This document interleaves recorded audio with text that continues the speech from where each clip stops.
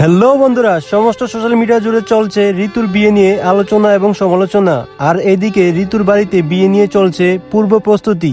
ঋতুর বিয়ে যদি সত্যিকার অর্থেই ঠিক হয়ে থাকে, তাহলে কার সাথে এবং কবে এবং কোথায় বিয়ে হবে তাই জানতে পারবেন এই ভিডিওতে।